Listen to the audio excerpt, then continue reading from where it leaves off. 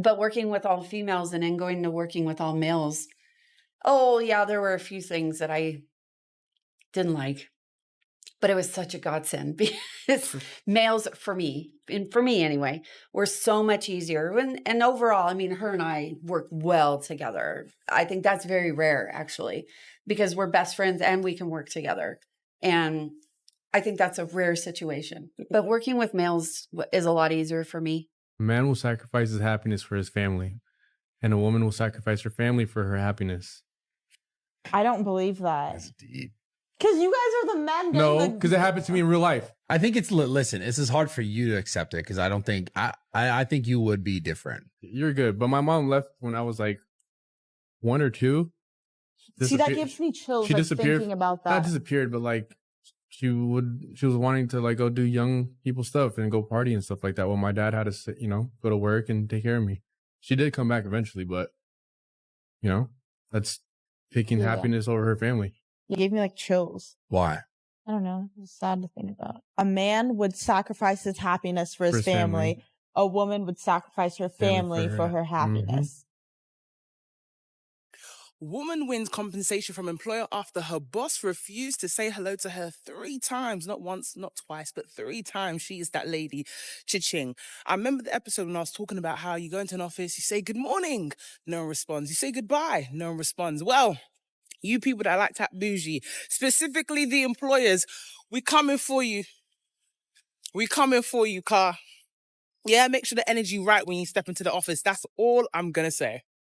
You are at work, so you can pay your bills, not to find someone to take your money. If she's not making you money, she's a liability and an unnecessary distraction. One of my coaching clients just told me the other day that he was at work and he walked into the break room and he saw that there was a new girl who was there and he introduced himself. By no means was he being flirty. By no means was he doing anything inappropriate. He was just being nice and introduced himself, only to find that he was reported the next day to HR for being inappropriate. He was completely mind blown, and he promises that he did not do anything even close to that and has no idea why that would happen. You do not need to meet women at work. It is a risk. Men no longer talk to women at work as they don't want to find themselves before HR is accused of saying the wrong thing. I am told I must not compliment a woman in the workplace. I cannot say, I like your new hairstyle, it suits you, or I like that perfume. This is now considered to be harassment, as it may make the woman feel uncomfortable. This is what the Western world has come to. And then one day I was out on a site doing some project work, and there was myself, a lovely receptionist, an amazing guy using a scrubber dryer better than I've ever seen anybody, and the person that I was supposed to be meeting. So I got there, I said, hi, I'm Kelsey, I'm from Bix, I'm here to do whatever. And she said, oh, I'll just call him. So she said, like, the lady's here from Bix. And he came down to the reception and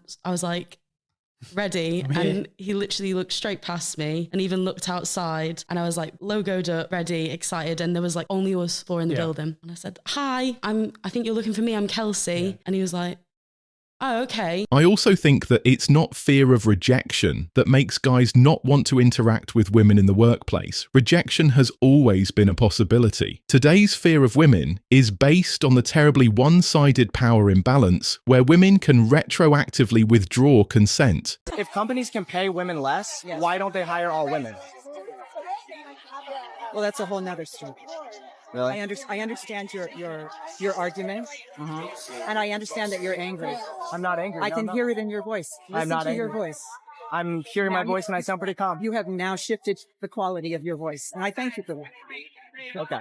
And you've just given me a condescending look, and that's another reason why we need feminism. And now I'm done. Thank you so much. Don't get your meat where you get your bread. The Me Too movement is a very hypocritical movement, and a lot of these women just lie through their teeth, often projecting as well. There are stories about female employees bothering male employees and making advances, and when these men reject them because they don't like drama at work, those women project and falsely accuse them of harassment as revenge. If companies can pay women less, why don't they hire all women? Someone has to be in charge, yes. Despite what you might be led to believe, women are not paid less for the same work as men.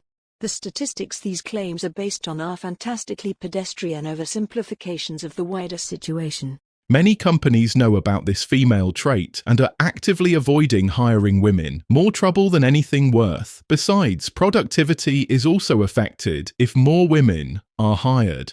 This is why I just quit my job as a doctor and moved to Mexico City. I know that if you've been following me for a while, this may come as a shock because it would seem that I really liked my job, and I did.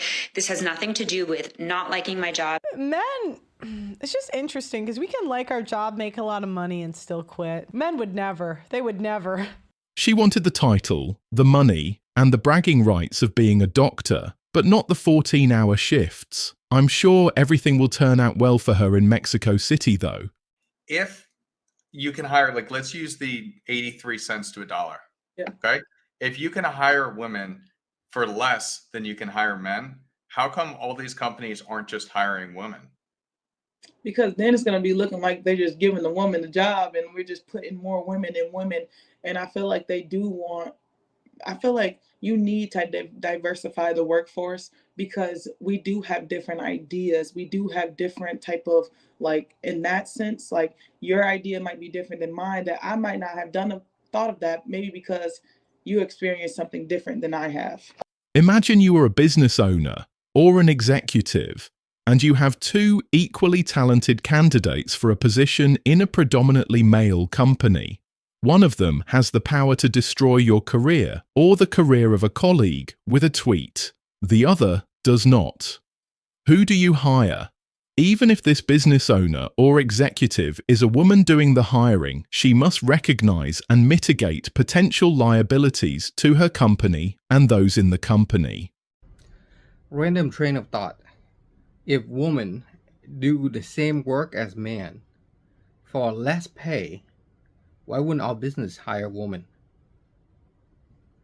There was a time, particularly in office environments, when women would be segregated from men. The women would work in a secretarial pool, for example, and be managed by a woman who would act as a liaison with a male manager who ranked higher than she did. Male employees were not allowed to go into the areas where women worked unless specifically authorized to do so, and then only for the purpose of getting work done. But quite often, the men were too busy and too focused on their jobs to do so anyway. Men saying, I've just decided altogether to avoid women, that it's better to be single, guys. And they're like almost proud, happy about the fact that they're going to choose and make the choice to avoid the entire gender of women because they have yet to actually resolve the war they have within themselves. I've seen videos where women have lodged official complaints against men who have kept their distance from them in the workplace. That is, professional working relationships only. Zero familiarity, engaged, and basically keeping their distance. Having worked with women in the past in a professional environment, I have learned quickly to watch what I say and do. And this was back in the 90s.